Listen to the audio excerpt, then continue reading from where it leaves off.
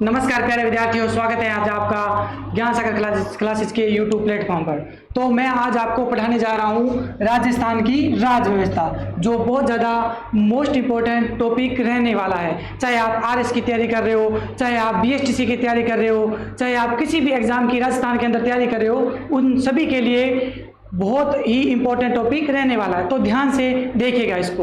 तो उससे पहले मैं आपको राजस्थान की राज्य व्यवस्था पढ़ाने से पहले संविधान के बारे में थोड़ी सी नॉलेज ले लेते हैं, ताकि हमको थोड़े से भारतीय संविधान की भी नॉलेज होनी चाहिए। ठीक है, तो अपने देखते हैं संविधान। इससे पहले थोड़ी नॉलेज की बातें कर लेता हूं मैं। तो इससे पहले अपने देखते हैं क्या संविधान, कि संविधान अपना लागू कब हुआ। संविधान लागू कब हुआ? अपना संविधान दोस्तों लागू हुआ था 26 जनवरी 1950 को। 26 जनवरी 1950। और इस दिन अपने क्या मनाते हैं? इस दिन दोस्तों अपने क्या मनाते हैं? 26 जनवरी 1950 को क्या मनाते हैं अपने लोग? गणतंत्र दिवस। क्या मनाते हैं? गणतंत्र दिवस।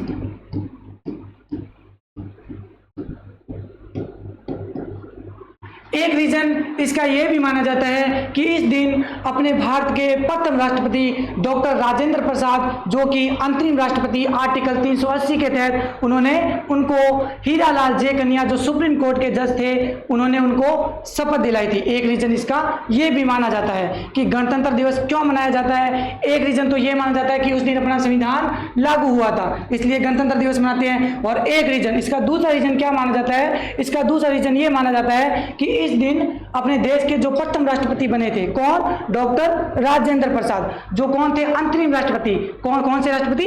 अंतरिम राष्ट्रपति थे। और आर्टिकल 380 के तहत अंतरिम राष्ट्रपति का जिक्र किया जाता है। ठीक है, तो अंतरिम राष्ट्रपति कौन बने थे? डॉक्टर राजेंद्र प्रसाद। और इनको शपथ किसने दिलाई थी? सुप्रीम कोर्ट के मुख्य जज, जिनका नाम था एच.जे. कन्या। पूरे नाम की बात करूं तो हीरालाल जे कन्या। इन्होंने हमारे देश के प्रथम राष्ट्रपति डॉक्टर राजेंद्र प्रसाद को शपथ दिलाई थी। इस कारण से गणतंत्र दिवस मनाते हैं। तो दोस्तों, अगर ऑप्शन में आएगा तो आपको एक ही ऑप्शन देगा वो। ठीक है, अपने को अगर अपने बड़ी तैयारी कर रहे हैं तो उसके अंदर वो दे देगा रीजन। बाकी ज्यादातर किताबों के अंदर अपने को 26 जनवरी 1950 को ही संविधान लागू हुआ था और उस दिन गणतंत्र दिवस मनाते हैं, ये देखने को मिलता है। ठीक है, फिर अपने देखते हैं कि मूल संविधान के अंदर अपने भाग कितने थे। मूलतः संविधान के अंदर भाग कितने थे? भाग की बात करूं मैं तो 22 थे। कितने थे? 22 भाग थे। अनुसूचियों की बात करूं मैं कि मूल संविधान के अंदर अपने अनुसूचियां कितनी थी? अनुसूचियां कितनी थी? अनुसूचियों की बात करूं तो कितनी अनुसूचियां थी दोस्तों? 12 अनुसूचियां थी। कितनी थी? 12। आर्टिकल की बात करूं, यानी मैं अनुच्छेद की बात करूं कि अपने संविधान के अंदर जब संविधान बनकर तैयार हो गया तो कितने आर्टिकल थे? कितने आर्टिकल थे दोस्तों? आर्टिकल की मैं बात करूं अनुच्छेद की, तो अनुच्छेद थे कितने? 395। कितने थे? 395 अनुच्छेद थे। ठीक है, अगर वर्तमान अनुच्छेद की बात करें जाए तो लगभग आर्टिकल वर्तमान के अंदर 465 या 470 है वर्तमान के अंदर। ठीक है, तो अपने क्या पढ़ रहे हैं? राजस्थान की राज्य व्यवस्था शुरू करनी है अपने को। तो उससे पहले अपने देख लेते हैं कि जो 22 भाग है, कौन से भाग के अंदर राजस्थान की राज्य व्यवस्था का जिक्र किया जाता है, राज्य सरकार का जिक्र किया जाता है। तो अपने 2 भाग देखते हैं, जिसके अंदर केंद्र की राजनीति के बारे में बताया जाता है, केंद्र सरकार के बारे में बताया जाता है। और दूसरे भाग के अंदर बात करूं तो राज्य सरकार के बारे में बताया जाता है। तो भाग 22 में से भाग 22 है। भाग कितने हैं? 22। उनमें से एक भाग आता है 5 नंबर। भाग कौन सा? 5। भाग कौन सा दोस्तों? 5। इसमें किसका जिक्र है? इसमें जिक्र है केंद्र सरकार का। किसका जिक्र है? केंद्र सरकार का। किसका? केंद्र सरकार। ठीक है, आर्टिकल की मैं बात करूं तो 52 से 151। 52 से 151 तक आर्टिकल कौन सा? 52 से 151। फिर भाग कौन सा? 6। भाग 6। भाग 6 में बात करूं तो किसका वर्णन है? राज्य सरकार, जो अपने अभी पढ़ने वाले हैं, जो अपने अभी पढ़ने वाले हैं। भाग 6 में राज्य सरकार का जिक्र है।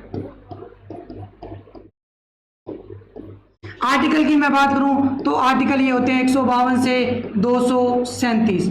अनुच्छेद 152 से 237 तक पूरी राजस्थान की राज्य व्यवस्था का जिक्र किया गया है। अपने पूरे आर्टिकल ये देख लेंगे तो राजस्थान की राज्य व्यवस्था कंप्लीट हो जाएगी। ठीक है दोस्तों, अपने फिर से देखिए संविधान। अपने नॉलेज के लिए देखा संविधान। संविधान लागू कब हुआ? 26 जनवरी 1950 को। 26 जनवरी 1950 को इस दिन अपने क्या मनाते हैं? गणतंत्र दिवस के रूप में मनाते हैं। और संविधान के अंदर, अपने मूल संविधान के अंदर भाग कितने थे?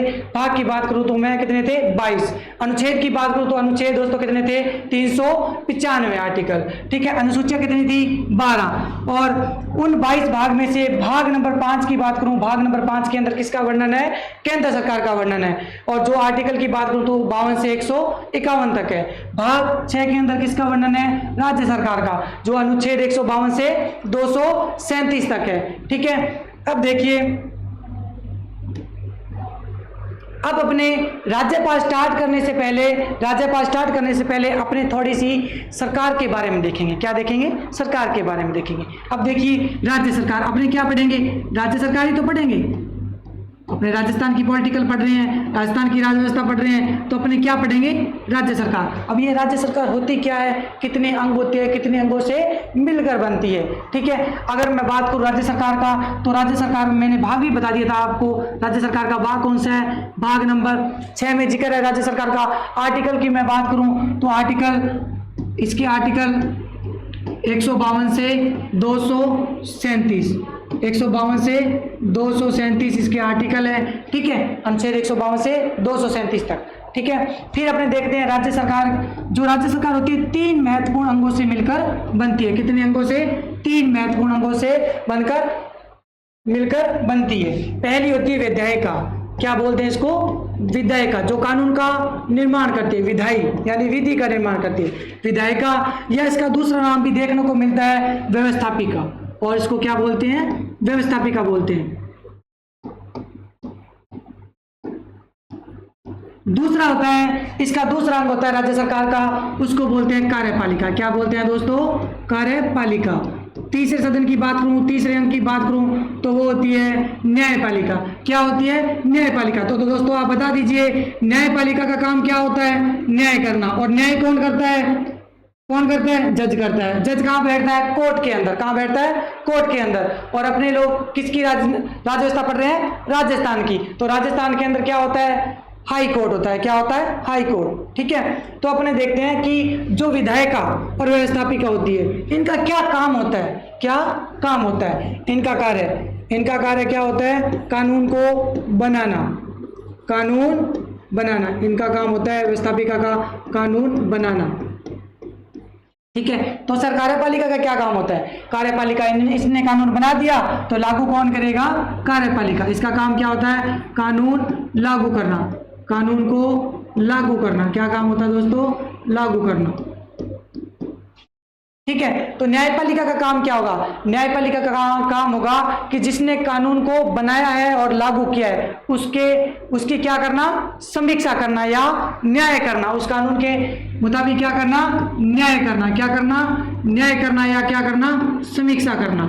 उस कानून की समीक्षा की जाती है, समीक्षा करना। ठीक है दोस्तों, फिर देखिए, इसके अंदर जो कानून बनाता है, अब अपने को पता है कानून बनाना विधायिका या व्यवस्थापिका बनाती है। तो सर विधायिका या व्यवस्थापिका अंदर कानून बनता कैसे है? बनाता कौन है? तो बनाता, इसमें से भी जो अपने मैं बात करूं, विधायिका में सर्वोच्च होता है एक विधानमंडल। क्या होता है? विधानमंडल। क्या होता है दोस्तों? विधानमंडल।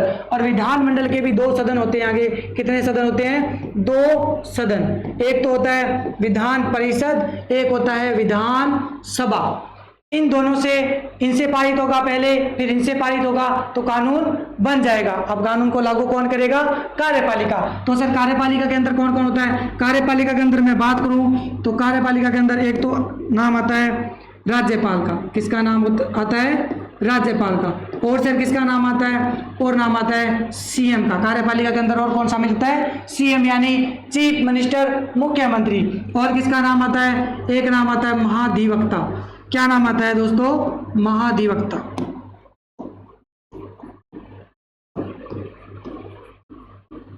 सर ये महाधिवक्ता क्या होता है? दोस्तों महाधिवक्ता राज्य सरकार का वकील होता है। क्या होता है?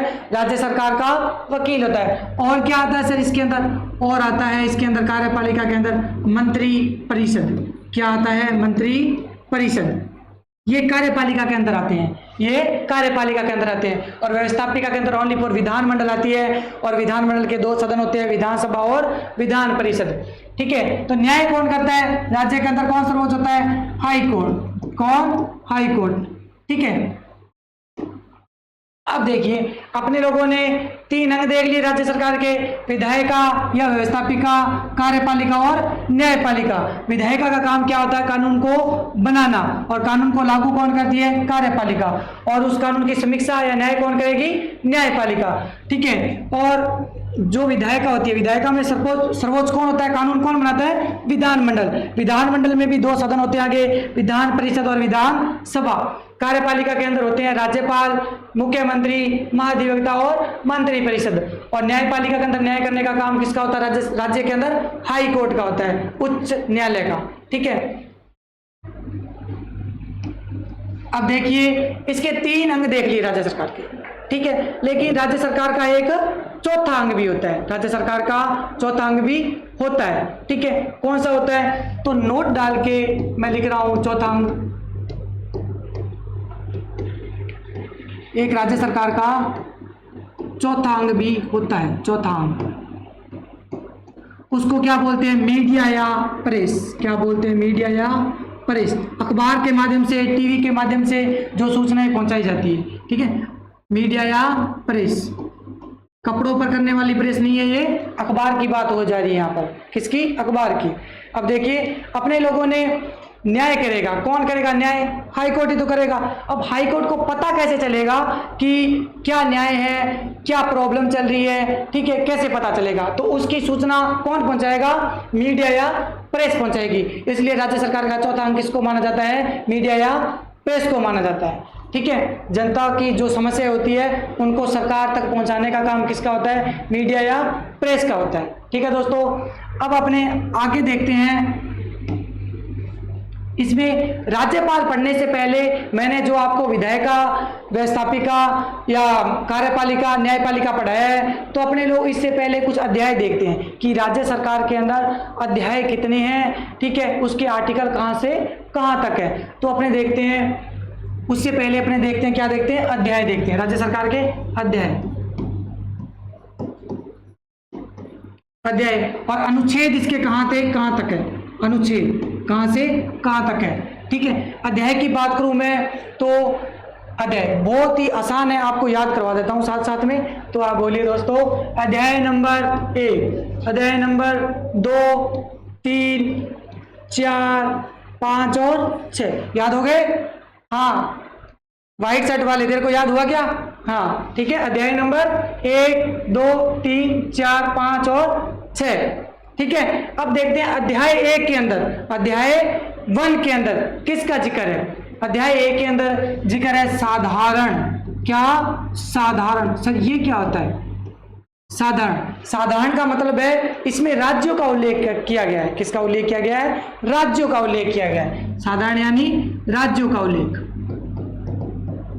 राज्यों का उल्लेख। अगर मैं आर्टिकल की बात करूं, इसमें आर्टिकल ओनली फॉर एक ही आता है, आर्टिकल 152 यानी 152। एक ही आर्टिकल के अंदर राज्यों का उल्लेख किया गया है। ठीक है, अध्याय 2 के अंदर बात करूं, अध्याय 2 के अंदर किसका जिक्र आता है? कार्यपालिका का। किसका आता है दोस्तों? कार्यपालिका का जिक्र आता है। अगर मैं इसमें आर्टिकल की मैं बात करूं, इसमें अनुच्छेद होता है 153 से, आर्टिकल 153 से 167 तक, आर्टिकल 153 से 167 तक इसमें पूरी कार्यपालिका पूर्ण हो जाएगी। कार्यपालिका के अंदर राज्यपाल, मुख्यमंत्री, मंत्री परिषद और महाधिवक्ता होंगे, वो सब क्या हो जाएंगे? इन आर्टिकल के तहत पूरे हो जाएंगे, सभी कार्यपालिका समाप्त हो जाएगी। अध्याय 3 के अंदर बात करूं तो अध्याय 3 के अंदर किसका जिक्र है? विधायिका का। किसका? विधायिका का, जो क्या करती है? विधायिका यानी विधानमंडल, विधायिका यानी विधानमंडल का जिक्र है, जो आर्टिकल 168 से, जो आर्टिकल 168 से कितने तक है? 212 तक। ठीक है दोस्तों, समझा रहा है आपको? ठीक है, बहुत बढ़िया। ठीक है, फिर अपने देखते हैं अध्याय 4। अध्याय 4 में क्या है? राज्यपाल की विधायी शक्तियां। राज्यपाल की विधायी शक्तियां क्या है दोस्तों? राज्यपाल की विधायी शक्तियों का जिक्र है अध्याय 4 के अंदर। अगर मैं आर्टिकल की बात करूं इसके अंदर, तो आर्टिकल एक ही आता है। क्या आता है? आर्टिकल एक ही आता है। उसका नाम क्या है? आर्टिकल 213। ओनली वो राज्यपाल के पास होती है, ये राज्यपाल के पास ही होती है। मैं आपको आगे पढ़ाऊंगा तो सब बताऊंगा कि अनुच्छेद 213 क्या होता है। ठीक है, फिर बात करूं मैं अध्याय 5 की, तो अध्याय 5 के अंदर किसका जिक्र है दोस्तों? अध्याय 5 के अंदर जिक्र है उच्च न्यायालय का। किसका? उच्च न्यायालय यानी हाई कोर्ट का। किसका है दोस्तों? हाई कोर्ट का। अगर इसमें मैं आर्टिकल की बात करूं तो आर्टिकल आता है 214 से 232 तक, अनुच्छेद 214 से 232 तक। फिर अध्याय 6 में बात करूं तो अधीनस्थ न्यायालय। अधीनस्थ न्यायालय सर किसको बोलते हैं? जो जिला न्यायालय होते हैं उनको क्या बोलते हैं दोस्तों? अधीनस्थ न्यायालय। क्या बोलते हैं दोस्तों? अधीनस्थ न्यायालय। ठीक है, अब इसमें आर्टिकल की मैं बात करूं तो आर्टिकल आता है 233 से, अनुच्छेद 233 से 237 तक। ठीक है दोस्तों, ये अपने अध्याय हैं, ये अपने आर्टिकल है, ये अपने जो अपने पढ़ेंगे।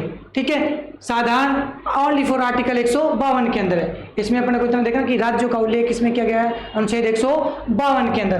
कार्यपालिका अनुच्छेद 153 से 167 तक, विधायिका अनुच्छेद 168 से 212 तक, फिर राज्यपाल की विधायी शक्तियां, फिर उच्च न्यायालय, फिर अधीनस्थ न्यायालय, ये अनुच्छेद है। ठीक है दोस्तों, फिर अपने आगे देखते हैं नेक्स्ट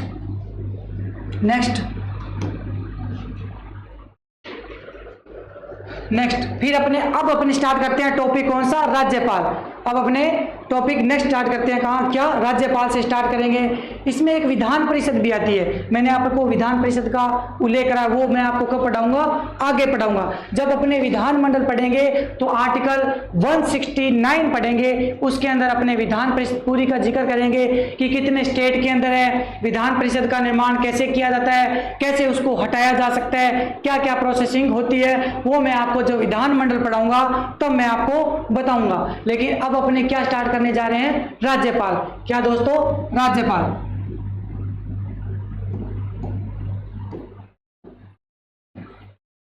क्या स्टार्ट करने जा रहे हैं दोस्तों? राज्यपाल। तो राज्यपाल में भाग 6, राज्यपाल अपने भाग 6 ही पढ़ रहे हैं। तो कौन सा भाग पहले देखते हैं? भाग कौन सा देख रहे हैं अपने? 6। राज्यपाल का उल्लेख कौन से अध्याय के अंदर है? मैंने आपको बताया था, पहले ही बताया था कि कार्यपालिका के अंदर आता है, बाद में मैंने आपको अध्याय भी लिखा है। तो कौन से अध्याय के अंदर आता है? अध्याय नंबर 2। राज्यपाल का उल्लेख कौन से अध्याय के अंदर है? अध्याय नंबर 2। ठीक है, आर्टिकल भी मैंने आपको बताए थे, आर्टिकल। लेकिन अपने को राज्यपाल पढ़ना है, सभी कार्यपालिका नहीं पढ़नी, अपने को ओनली फॉर राज्यपाल पढ़ना है। तो अनुच्छेद की मैं बात करूं तो अनुच्छेद 153 से दोस्तों 161 तक राज्यपाल का क्या है? उल्लेख है 153 से 161 तक। ठीक है, अब देखिए, हाँ सर राज्यपाल भी होता है, लेकिन ये भी किसी ना किसी देश से लिया गया है ना।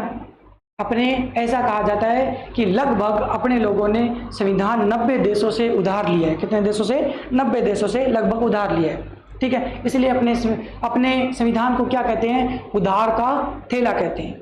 उधार का थैला कहते हैं। अपने जितने भी कुछ लिया है अपने लगभग मांग के लिए है, अपने लगभग मांग के लिए। तो ये भी पद अपने किसी ना किसी देश से लिया गया कि राज्यपाल का पद भी होना चाहिए। जो राज्यपाल के जो प्रावधान है, ये प्रावधान कहाँ से लिया गया? प्रावधान, राज्यपाल पद का प्रावधान कहाँ से लिया गया दोस्तों? तो याद रखना, कहाँ से लिया गया है? कनाडा से। कहाँ से लिया गया है? कनाडा से। ठीक है दोस्तों, ये आपको बड़े तरीके से याद कर लेना है। अब अपने लोग देखते हैं कि राज्यपाल को संबोधन के तौर पर क्या क्या बोलते हैं। राज्यपाल को संबोधन के तौर पर क्या क्या बोलते हैं? देखिए, संबोधन के तौर पर राज्यपाल को संबोधन के तौर पर मतलब किस नाम से इसको संबोधित करते हैं। ठीक है, आदर से ही बोलेंगे क्योंकि राज्य का प्रमुख जो है, राज्य का संवैधानिक प्रमुख जो है, इसको आदर से ही बोलेंगे। तो इसको बोलते हैं एक तो राज्यपाल महोदय। क्या बोलते हैं? राज्यपाल महोदय। और क्या बोलते हैं? और इसको बोलते हैं माननीय राज्यपाल। क्या बोलते हैं? माननीय राज्यपाल। माननीय राज्यपाल, या इंग्लिश में बात करूं तो ऑनरेबल गवर्नर, ऑनरेबल गवर्नर। ठीक है दोस्तों, अब देखिए ये याद कर लेना, ये बहुत मोस्ट इंपॉर्टेंट है। लेकिन पहले इसको राज्यपाल महोदय भी बोल सकते हैं, लेकिन ज्यादातर ये चलता है माननीय राज्यपाल, माननीय राज्यपाल। ठीक है, अब देखिए ये जो राज्यपाल होता है ये इसके उपनाम है। ये जो राज्यपाल होता है ये दोहरी भूमिका निभाता है। कितनी भूमिका निभाता है? दोहरी भूमिका निभाता है। एक तो देखिए ये राज्य का भी प्रमुख होता है। राज्य के अंदर सर्वोच्च कौन होता है? राज्यपाल ही तो होता है। चलती नहीं है इसकी, चलती सारी मुख्यमंत्री की है, लेकिन साइन तो इसी के होंगे ना। राज्य का प्रथम नागरिक भी यही होता है ना, राज्यपाल। ठीक है, एक तो राज्य का प्रमुख होता है, दूसरा होता है ये केंद्र व राज्य के मध्य कड़ी का काम करता है। ये केंद्र व राज्य के मध्य कड़ी का काम करता है। ठीक है, ये दोहरी भूमिका निभाता है। ये कितनी भूमिका निभाता है? दोहरी भूमिका निभाता है। देखिए दोहरी भूमिका। एक तो होता है ये राज्य का प्रमुख। क्या होता है दोस्तों? राज्य का प्रमुख। एक क्या? एक होता है ये दोहरी भूमिका निभाने में केंद्र व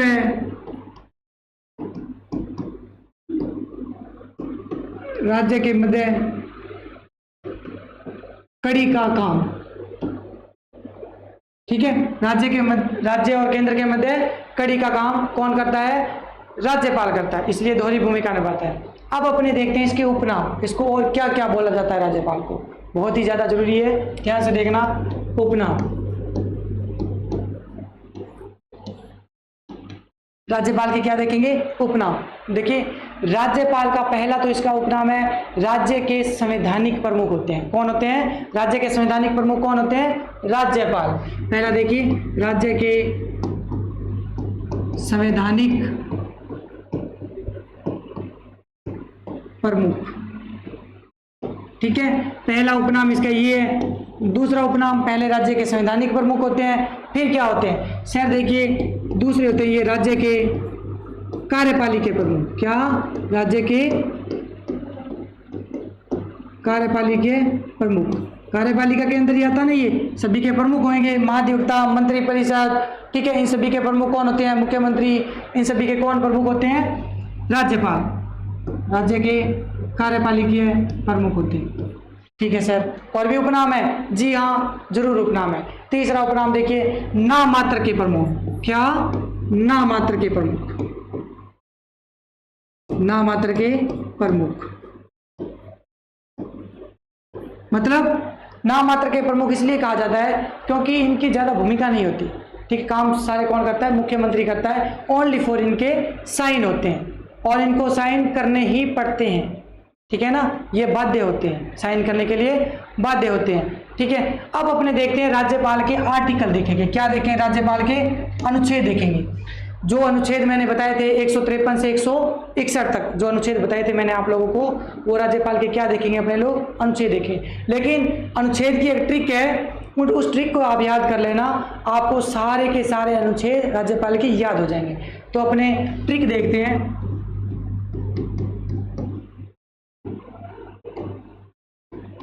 अनुच्छेद जो कहां से कहां तक थे? 153 से 161 तक। ठीक है, ये ट्रिक के माध्यम से अपने याद करने की कोशिश करेंगे। तो ट्रिक है राका निकायों की शर्तें, शपथ का अक्स। मैं लिखता हूं,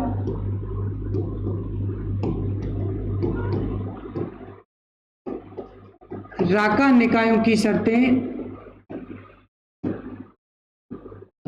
राका निकायों की शर्तें, शपथ का अक्स, शपथ का अक्स, शपथ का अक्स। ठीक है, ये ट्रिक है। अब देखिए रा से राज्यपाल, रा से राज्यपाल, रा से क्या होगा? राज्यपाल। आर्टिकल कौन सा? 153, अनुच्छेद 153 में क्या कहा गया है कि प्रत्येक राज्य का एक राज्यपाल होगा। ठीक है दोस्तों, नेक्स्ट देखते हैं का। का से कार्यपालिकीय प्रमुख, का से कार्यपालिका या कार्यपालिकीय प्रमुख। आर्टिकल 154, अनुच्छेद 154,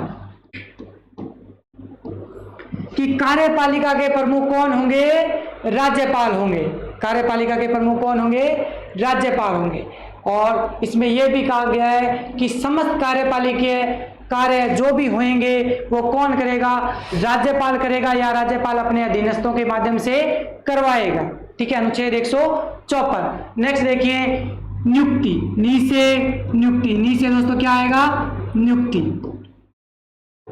अनुच्छेद कौन सा आगे? 155। अब देखिए ये बात याद रखना कि राज्यपाल की नियुक्ति होती है। राज्यपाल की क्या होती है? नियुक्ति होती है। नियुक्ति राष्ट्रपति करता है, ठीक है, लेकिन राज्यपाल का निर्वाचन नहीं होता और राज्यपाल मनोनीत नहीं होता। राज्यपाल की ओनली फॉर क्या होती है? नियुक्ति। आर्टिकल कौन सा? 155। आर्टिकल कौन सा? 155। नेक्स्ट देखिए, कहां से? कार्यकाल। कहां से क्या है दोस्तों? कार्यकाल। अनुच्छेद कौन सा? 156। आर्टिकल 156।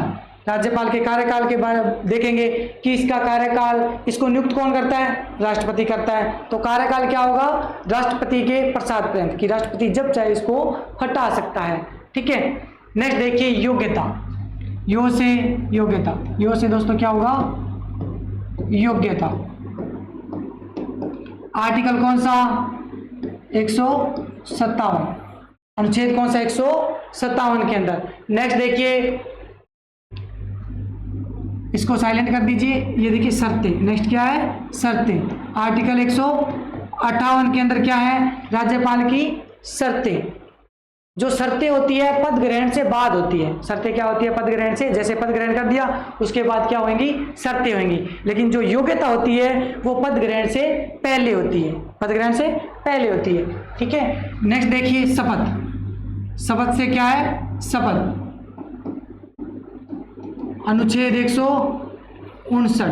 अनुच्छेद 159 के अंदर क्या है? शपथ। फिर देखिए, ऐसे आकस्मिक रिक्ति। ऐसे क्या है? आकस्मिक रिक्ति। सर ये क्या होती है? ये क्या चीज है? आकस्मिक रिक्ति। आर्टिकल की मैं बात करूं तो अनुच्छेद किसके अंदर आता है?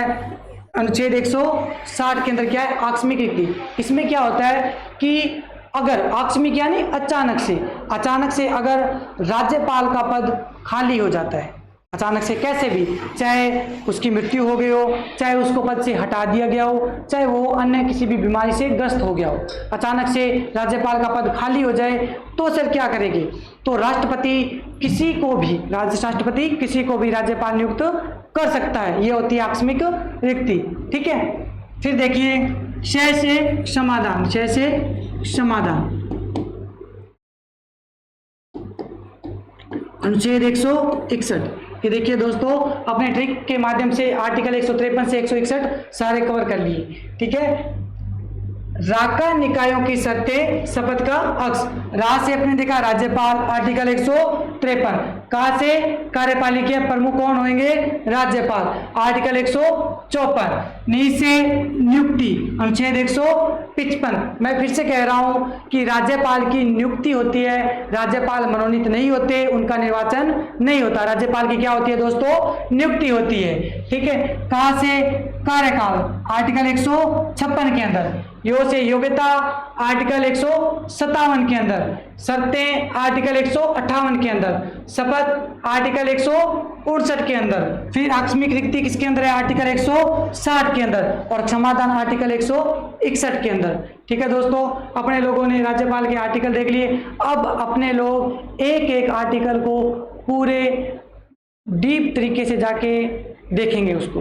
ठीक है, अध्ययन करेंगे उनका और देखेंगे कि पहले आर्टिकल 153 के अंदर क्या है, 154 के अंदर क्या है, 155 के अंदर क्या है। सभी आर्टिकल 153 से 161 तक आर्टिकल अपने देखेंगे। ठीक है दोस्तों, तो पहला आर्टिकल मैं आपको लिखवाता हूँ। उसमें है पहला आर्टिकल 153। जैसा कि मैंने आपको पहले ही बता दिया था कि अनुच्छेद 153 में क्या है कि प्रत्येक राज्य का एक राज्यपाल होगा। प्रत्येक राज्य का एक राज्यपाल होगा। प्रत्येक राज्य का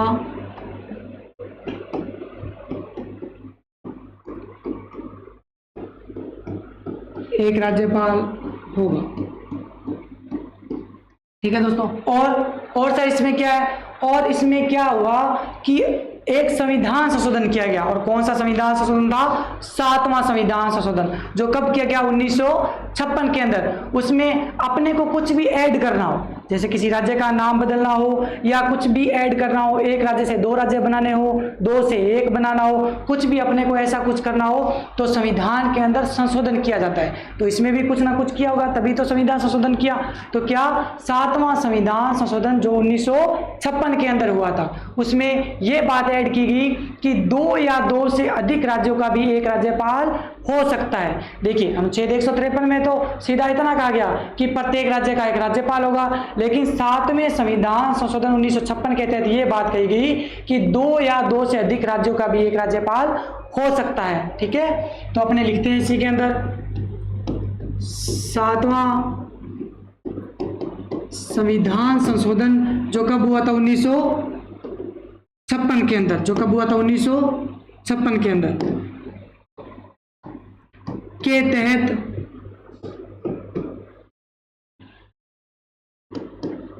2 या 2 से अधिक राज्यों का एक राज्यपाल होगा, क्या हो सकता है। ठीक है दोस्तों, आर्टिकल 153 इतना ही है। नेक्स्ट देखते हैं आर्टिकल 154। नेक्स्ट अनुच्छेद 154।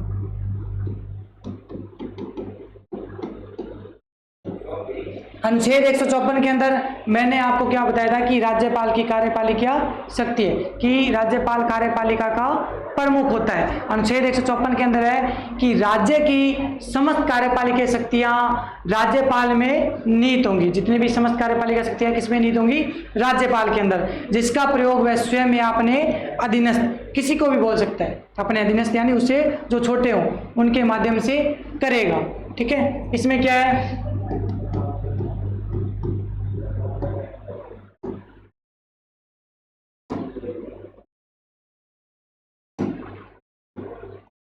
राज्य की समस्त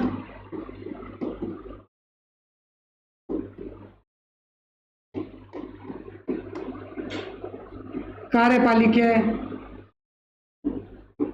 शक्तियां किसमें निहित होंगी? राज्यपाल में निहित होंगी। राज्यपाल में निहित होंगी, जिसका प्रयोग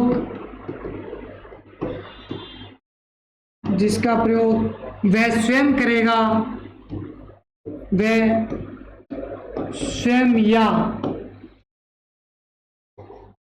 अपने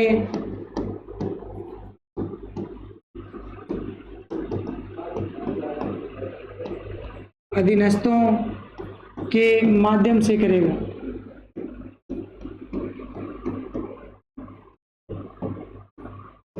ठीक है, अनुच्छेद 154। नेक्स्ट देखते हैं अनुच्छेद 155, जिसमें मैंने क्या बताया था?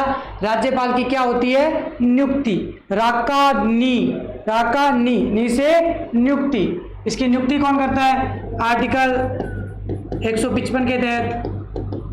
नेक्स्ट आर्टिकल 155, इसमें क्या है? नियुक्ति। किसकी नियुक्ति? राज्यपाल की। किसकी नियुक्ति? राज्यपाल की। नियुक्ति कौन करता है इसकी? तो नियुक्ति करता है राष्ट्रपति। कौन करता है? राष्ट्रपति। ठीक है, राज्यपाल की नियुक्ति कौन करेगा? राष्ट्रपति नियुक्ति करेगा। ठीक है, और अपने देखिए राज्यपाल की नियुक्ति करने से पहले आजकल अपने राज्यपाल की नियुक्ति सीधी नहीं होती है। राज्यपाल की नियुक्ति सीधी नहीं होती है, नियुक्ति के संबंध में भी कुछ प्रोसेस होती है। ठीक है, नियुक्ति राष्ट्रपति करता है, ऐसे नहीं सीधा ही राष्ट्रपति ने बोल दिया कि आज के बाद तू राज्यपाल होगा, नहीं, ऐसा नहीं। इसके लिए भी एक प्रोसेस होता है। क्या होता है? प्रोसेस। इसमें क्या होता है? आजकल जब नियुक्ति की जाती है तो राष्ट्रपति एक अधिपत्र जारी करता है। क्या करता है? अधिपत्र यानी वारंट जारी करता है, और वारंट के अंदर अपने हस्ताक्षर होते हैं उसके, और एक मुद्रा होती है। क्या होती है? मुद्रा या छाप छोड़ दी जाती है अपनी राष्ट्रपति की, और अपने हस्ताक्षर करके कहाँ भेजेगा, वो विधानमंडल के अंदर भेजेगा। कहाँ भेजेगा, विधानमंडल के अंदर भेजेगा। और विधानमंडल के अंदर उसको पढ़कर कौन सुनाएगा, उस राज्य का, जिस राज्य में राज्यपाल की नियुक्ति की जा रही है, उस राज्य का जो मुख्य सचिव होगा, उस राज्य का मुख्य सचिव होगा। सर ये मुख्य सचिव कौन होता है, आईएएस के ऊपर वाला पद कौन सा होता है, मुख्य सचिव का। मेरा मानना यही है, देखो कहते हैं कोई कहते हैं कि नौकरी तो एक ही होती है आईएएस की, बाकी सब क्या होती है, नौकरियां होती हैं। लेकिन मेरा कहना यही है, नौकरी तो एक ही है मुख्य सचिव की, नहीं तो बाकी सब क्या है, नौकरियां होती हैं। ठीक है ना। तो मुख्य सचिव होता है उस राज्य का, जिस राज्य में अपने राज्यपाल को नियुक्त कर रहे हैं। ठीक है, उस राज्य का मुख्य सचिव जो वारंट होता है, अधिपत्र राष्ट्रपति भेजता है विधानमंडल के अंदर, उस विधानमंडल के अंदर उस राज्य का मुख्य सचिव पढ़ के सुनाता है कि आज के बाद अपने राज्य का राज्यपाल ये होगा। ठीक है, और उस राज्यपाल को फिर शपथ दिला दी जाती है और उसका कार्यकाल शुरू हो जाता है। ठीक है, अब अपने देख लेते हैं कि नियुक्ति कौन करता है, राष्ट्रपति करता है। और राष्ट्रपति कैसे करता है, राष्ट्रपति क्या करता है, एक अधिपत्र जारी करता है। क्या करता है, एक अधिपत्र जारी करता है, यानी वारंट जारी करता है। वारंट जारी करता है, फिर अधिपत्र कहाँ जाएगा, अधिपत्र जाता है विधानमंडल के अंदर। कहाँ जाता है, विधानमंडल। और विधानमंडल में उस अधिपत्र को पढ़कर कौन सुनाता है, विधानमंडल में जो पढ़कर सुनाता है, विधानमंडल में उस अधिपत्र को पढ़कर सुनाता है, वो कौन होता है, मुख्य सचिव। कौन होता है, मुख्य सचिव। मुख्य सचिव पढ़ के सुना देगा।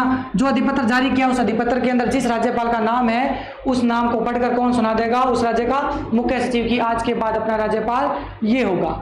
ठीक है, नेक्स्ट आर्टिकल देखते हैं अपने लोग। नेक्स्ट आर्टिकल अपने लोग देखते हैं कि इसके संबंध में दो आयोग भी आए थे। ठीक है, एक सरकारी आयोग था, अपनी अपनी सिफारिश से दी थी। एक पूंछी आयोग था, उसने भी अपने सिफारिश से दी थी। ठीक है, लेकिन ये क्या है, पूछ भी लिया जाता है और नहीं भी पूछा जाता। ठीक है, और इसमें सिपाही से थी। सिपाही से क्या होती है कि उसको माने या न माने उनके हाथ में होता है, माने या न माने। जैसे मैं अपनी सिफारिश दे रहा हूँ कि ये होना चाहिए, उसको माने या ना माने वो किसकी, अगले की मर्जी होती है, जो ऊपर वाला अध्यक्ष होता है। ठीक है, और अपने क्या देखेंगे, नेक्स्ट आर्टिकल 156 देखेंगे। नेक्स्ट अनुच्छेद 156।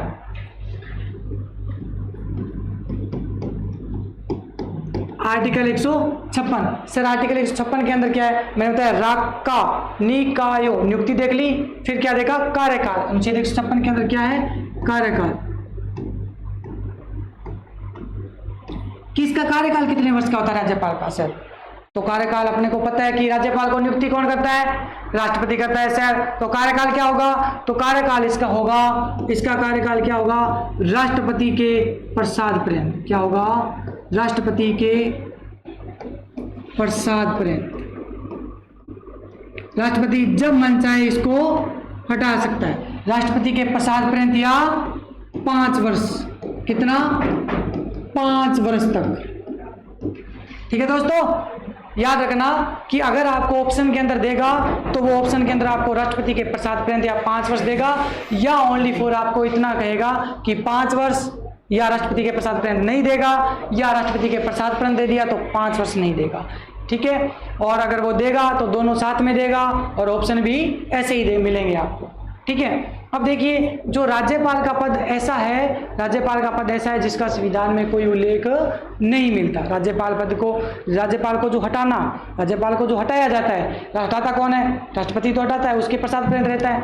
ठीक है, तो इसको हटाने का प्रावधान संविधान के अंदर नहीं है। ठीक है, अनुच्छेद 156 के अंदर कार्यकाल देख लिया।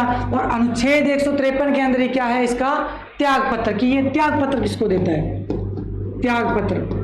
देखिए इसको, इसकी नियुक्ति कौन करेगा, राष्ट्रपति। तो त्याग पत्र किसको देगा, राष्ट्रपति को। त्याग पत्र किसको देगा दोस्तों, राष्ट्रपति को देगा। ठीक है, अब देखते हैं नेक्स्ट आर्टिकल, आर्टिकल 157।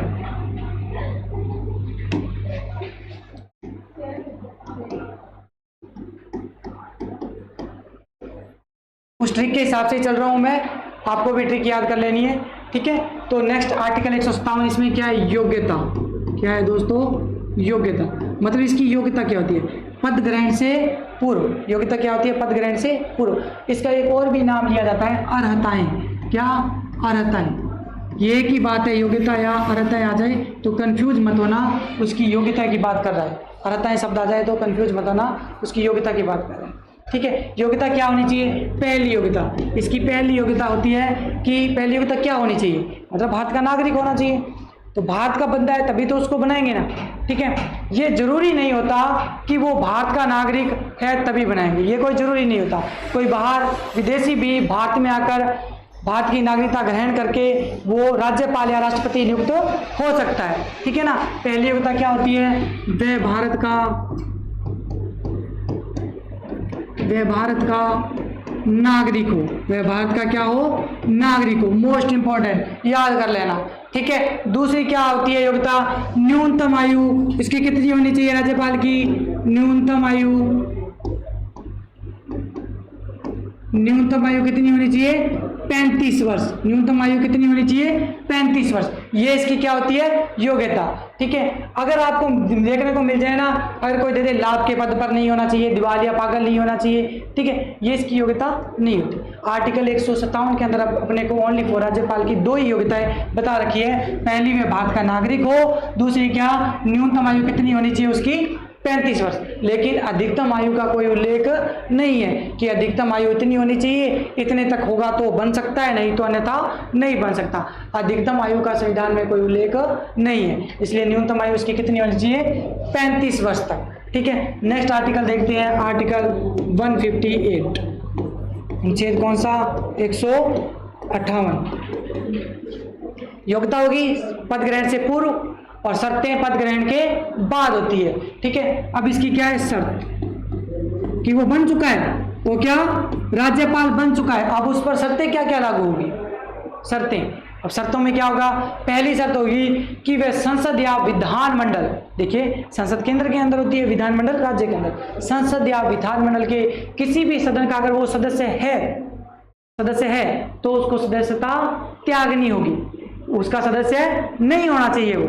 पहली शर्त ये होती है। दूसरी शर्त क्या होती है? कि वह किसी लाभ के पद पर नहीं होना चाहिए। यहाँ लाभ के पद का मतलब है किसी गवर्नमेंट एम्प्लॉय नहीं होना चाहिए, वो कोई भी गवर्नमेंट एम्प्लॉय नहीं होना चाहिए, सरकारी नौकरी पर नहीं होना चाहिए। और इसी के अंदर वेतन की बात की गई है। किसके? राज्यपाल की वेतन की बात की गई है कि राज्यपाल को वेतन कितना दिया जाता है। राज्यपाल को वेतन कितना दिया जाता है? राज्यपाल का वेतन होता है 3.5 लाख रुपए। कितने? 3,50,000 रुपए। कैसे, घाबर गए क्या दोस्तों? हाँ, इतना ही होता है, 3.5 लाख रुपए। इसको राजभवन भी दिया जाता है, घर भी दिया जाता है, इसको गाड़ियां भी दी जाती है, बहुत आलीशान होता है। लेकिन देखो जो राज्यपाल बन गया ना, उसके तो ऐसे सोच लो भगवान ने दिया तो छप्पड़ फाड़ के दिया। ठीक है ना। लेकिन राज्यपाल बनना आसान नहीं है, आप भी बन सकते हो, आप पढ़ोगे तो आप भी बन सकते हो। ठीक है। इसको वेतन 3.5 लाख रुपए दिया जाता है। और कहाँ से दिया जाता है? जो राज्य की संचित निधि होती है, राज्य की 3 निधियां होती है, वो भी मैं आपको आगे पढ़ाऊंगा विधानमंडल, तब बताऊंगा सब कुछ। ठीक है। राज्य की 3 निधियां होती है, उसमें से एक निधि होती है संचित निधि। उसमें से क्योंकि राज्य का प्रमुख होता है तो राज्य की संचित निधि से दिया जाएगा। और कौन वेतन निकाल के देगा? राज्य में सर्वोच्च कौन होता है? विधानमंडल। कौन होता है? विधानमंडल। तो विधानमंडल निकाल के इसको पैसा देगा। ठीक है। शर्तों में देखते हैं। पहली शर्त होनी चाहिए कि संसद या विधानमंडल, संसद या विधानमंडल का सदस्य न हो। ठीक है। अगर वो है तो उसको सदस्यता त्यागनी पड़ेगी। दूसरी शर्त क्या होनी चाहिए? लाभ पद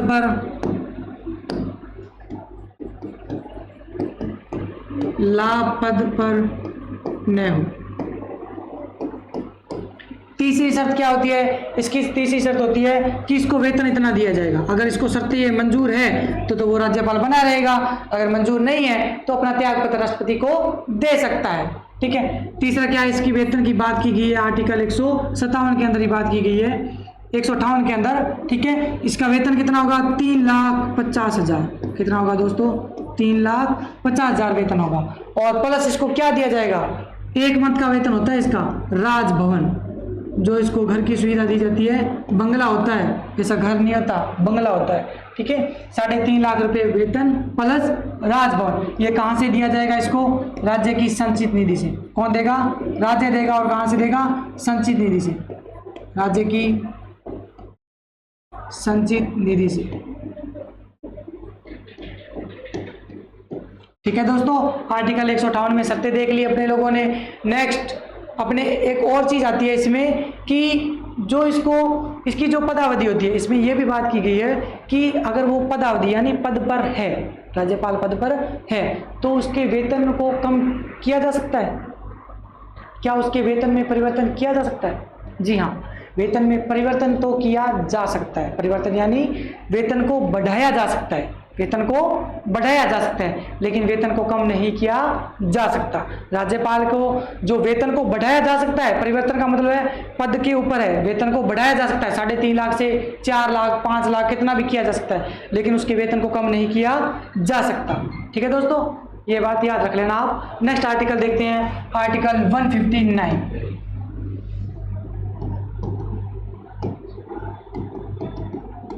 अनुच्छेद 159 शर्तें देख ली। उसके बाद क्या आएगा? इसको शपथ दिलाएंगे राज्यपाल को, अपने लोग क्या दिलाएंगे? शपथ। या एक और शब्द आ जाए तो कंफ्यूज मत होना, शपथ को ही क्या बोलते हैं? प्रतिज्ञा। क्या बोलते हैं दोस्तों? प्रतिज्ञा। ठीक है, शपथ। अब शपथ कौन दिलाएगा? राज्य के अंदर इसको शपथ दिलाएगा हाई कोर्ट के मुख्य जज। कौन? हाई कोर्ट के मुख्य जज। हाई कोर्ट के मुख्य जज इसको क्या दिलाएंगे? शपथ दिलाएंगे। अगर हाई कोर्ट का मुख्य जज नहीं हो तो हाई कोर्ट का कोई भी वरिष्ठतम जज, यानी जिसको ज़्यादा एक्सपीरियंस हो, ज़्यादा उम्र का हो, वो ज़्यादा उम्र का होगा तो एक्सपीरियंस भी ज़्यादा होएगा उसको, ठीक है। या हाई कोर्ट के मुख्य जज या हाई कोर्ट के अन्य कोई वरिष्ठतम जज, वो इसको क्या दिलाएंगे? शपथ दिलाएंगे, ठीक है। और शपथ किसकी दिलाएंगे? सत्य निष्ठा या ईश्वर की, भगवान की। अगर वो आस्तिक है, आस्तिक समझते हो, जो भगवान को मानता है, उसको तो दिलाएंगे ईश्वर की शपथ। जो भगवान को नहीं मानता उसको क्या दिलाएंगे? सत्य निष्ठा की शपथ, कि मैं आज के बाद ये सत्य बोल रहा हूँ, ऐसा ऐसा मैं करूँगा, ठीक है। वैसे क्या बोलता है राज्यपाल शपथ में? कि मैं राज्यपाल के कर्तव्यों का निर्वहन करूंगा। क्या बोलता है? पहले तो ये राज्यपाल के कर्तव्यों का मतलब होता है राज्यपाल के जो भी कार्य बनते हैं उनका मैं क्या करूंगा? निर्वहन करूंगा। राज्यपाल के कर्तव्यों का निर्वहन करूंगा। और क्या बोलता है सर ये? और बोलता है कि मैं संविधान और विधि का संरक्षण करूंगा, परिरक्षण करूंगा और क्या करूंगा? प्रतिरक्षण करूंगा। क्या बोलता है? मैं संविधान, जो अपना संविधान है, और विधि यानी कानून का, और क्या बोलता है? और बोलता है मैं संविधान या विधि का मतलब यहाँ है कानून। जहां भी विधि मिल जाए उसका मतलब क्या होगा? कानून। कि मैं संविधान या विधि का परिरक्षण, संरक्षण और प्रतिरक्षण करूंगा। परिरक्षण, संरक्षण और क्या करूंगा? प्रतिरक्षण करूंगा, ठीक है।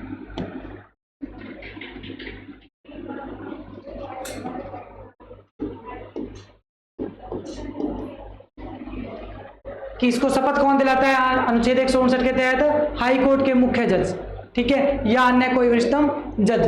और बाद में शपथ क्या दिलाई जाती है? कि मैं राज्यपाल के कर्तव्यों का निर्वहन करूंगा और संविधान और विधि का परिरक्षण, संरक्षण और क्या करूंगा? प्रतिरक्षण करूंगा। और क्या करूंगा? और तथा लोक कल्याण में, मतलब लोगों के कल्याण में, लोक कल्याण में हमेशा निरत रहूंगा। क्या रहूंगा? निरत या तत्पर रहूंगा, ठीक है। निरत या क्या रहूंगा? मैं तत्पर रहूंगा,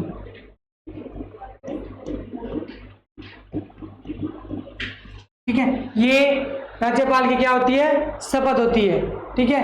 कि मैं अमुक ईश्वर या सत्यनिष्ठा की शपथ लेता हूँ कि मैं राज्यपाल के कर्तव्यों का निर्वहन करूँगा या संविधान या विधि का परिरक्षण, संरक्षण और प्रतिरक्षण करूँगा तथा जनता की सेवा कल्याण में हमेशा तत्पर रहूँगा। ये राज्यपाल को शपथ दिलाई जाती है अनुच्छेद 159 के तहत, और शपथ कौन दिलाता है? हाई कोर्ट के मुख्य जज दिलाते हैं।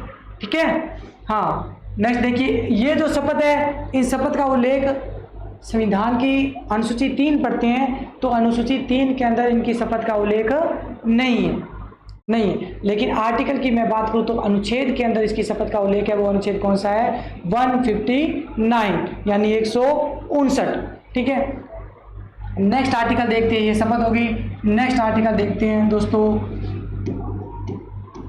आर्टिकल 160, अनुच्छेद 160। इसमें क्या बताया था मैंने? आकस्मिक रिक्ति। क्या बताया था? आकस्मिक रिक्ति। अनुच्छेद 160 के अंदर क्या है? आकस्मिक रिक्ति यानी रिक्त, अचानक से। आकस्मिक यानी अचानक से राज्यपाल का पद खाली हो जाएगा तो राष्ट्रपति क्या क्या कर सकते हैं? देखिए, ऐसा अचानक से राज्यपाल की मृत्यु हो जाती है, या पद से त्यागपत्र दे देता है वो, या उसको राज्यपाल को हटा दिया जाता है, या कोई भी अन्य कारण हो, ऐसा कोई हो जाए, अचानक से पद खाली हो जाए राज्यपाल का, तो राष्ट्रपति क्या उपबंध करेंगे? देखिए, राष्ट्रपति उपबंध करेंगे। पहला उपबंध,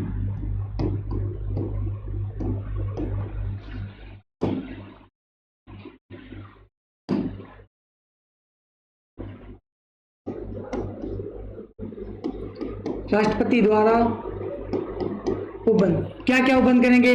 पहला उपबंध वो कर सकता है राष्ट्रपति कि अन्य राज्य के राज्यपाल को कहेगा कि हमारे राज्यपाल का पद खाली हो गया है, आप पद को क्या संभालिए। ठीक है, पहला राष्ट्रपति उपबंध क्या कर सकता है कि किसी भी अन्य स्टेट के, किसी के भी अन्य, जो वो दूर के तो बोलेगा नहीं, पास स्टेट होंगे उसके, उनके राज्यपाल को बोलेगा कि हमारे राज्यपाल का पद खाली हो गया है, आप कार्यवाहक राज्यपाल के रूप में हमारे राज्यपाल का पद संभालिए और राज्य के अंदर जो भी व्यवस्था है उसको बनाए रखिए। तो पहला राष्ट्रपति क्या करेगा कि अन्य राज्य के राज्यपाल को बोलेगा। किसको बोलेगा? अन्य राज्य के राज्यपाल को बोलेगा, अन्य राज्य के राज्यपाल को। दूसरा राष्ट्रपति क्या कर सकता है? दूसरा राष्ट्रपति क्या करेगा कि वे हाई कोर्ट के मुख्य जज को बोलेगा। दूसरा, पहले तो किसी भी राज्य के राज्यपाल को बोल सकता है कि आप संभालिए, और दूसरा जो हाई कोर्ट का मुख्य जज होगा, हाई कोर्ट का मुख्य न्यायाधीश होगा, उसको जाके क्या बोलेगा राष्ट्रपति कि आप हमारे राज्य के राज्यपाल का पद संभालिए, कार्यवाहक राज्यपाल के रूप में पद संभालिए। दूसरा उपबंध क्या करेगा राष्ट्रपति? ये भी कर सकता है कि हाई कोर्ट के मुख्य जज को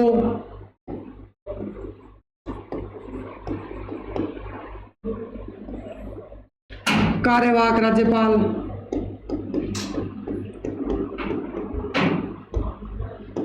नियुक्त करेगा।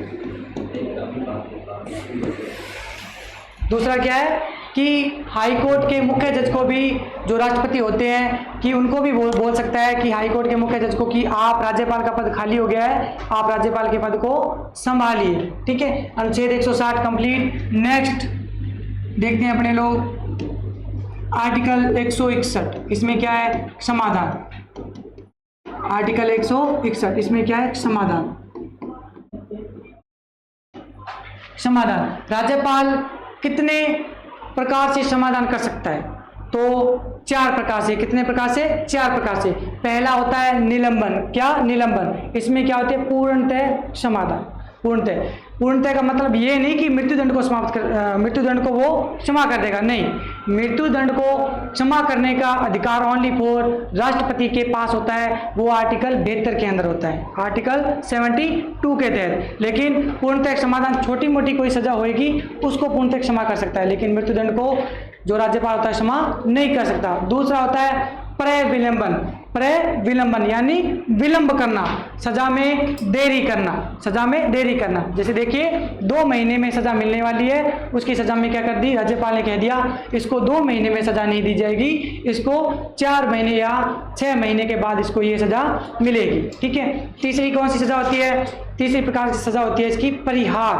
कौन सी, परिहार, प्रकृति में, सजा की प्रकृति में बदलाव करना। इसका मतलब ये होता है कि जैसे किसी को सजा मिली, जैसे किसी को 2 महीने की सजा मिल गई, कोई भी वो क्राइम करके आया है तो उसको 2 महीने की या 3 महीने की सजा मिल गई, उसने बोल दिया सर मैं ये सजा नहीं लेना चाहूँगा, मेरे को ये सजा नहीं चाहिए। ठीक है, तो उसको ये बोला जाएगा कि इतना पैसा जमा करवा दे, मतलब 1 लाख 2 लाख कितना भी बोले वो, कि इतना पैसा जुर्माना जमा करवा दे और तेरे को सजा नहीं मिलेगी, तू घर पे जा सकता है। यानी प्रकृति में बदलाव, यानी सजा की प्रकृति में बदलाव का मतलब होता है कि जुर्माने के रूप में सजा को बदलना। तीसरी सजा होती है लघुकरण। लघु का मतलब क्या होता है, कम। क्या होता है, कम, यानी सजा को कम भी कर सकता है। जैसे किसी को 6 महीने की सजा मिली तो उसको बिहेवियर को देखते हुए या राज्यपाल को ये शक्ति भी प्राप्त है आर्टिकल 161 के तहत कि वो उसकी सजा को भी कम कर सकता है कि आज तेरे को 6 महीने की सजा मिली है, लेकिन तेरे को 2 महीने की सजा मैं निर्धारित करता हूं कि 2 महीने के बाद तेरे को बाइजित बली कर दिया जाएगा, तेरे को छोड़ दिया जाएगा। ठीक है। राज्यपाल समाधान कितने प्रकार से कर सकता है, 4 प्रकार से। देखिए पहला क्या होता है, निलंबन। पहला क्या होता है, निलंबन।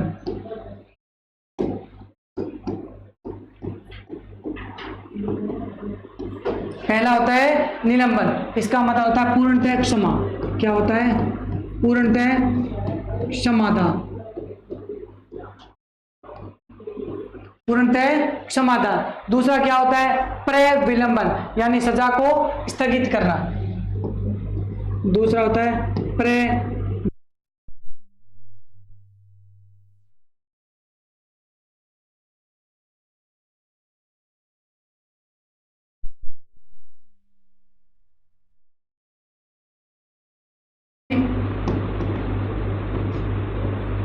देरी करना, सजा में क्या करना, देरी करना। तीसरा होता है परिहार। क्या होता है, परिहार। इसका मतलब क्या होता है, इसका मतलब ये होता है कि सजा की प्रकृति में बदलाव। सजा की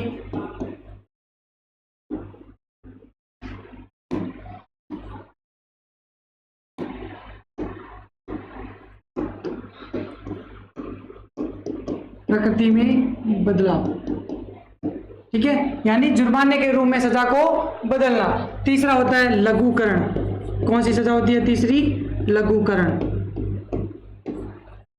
लघु यानी कम, सजा को कम करना। इसका मतलब क्या होता है, सजा को कम करना। ठीक है, अपने लोगों ने आर्टिकल 153 से 161 तक देखे।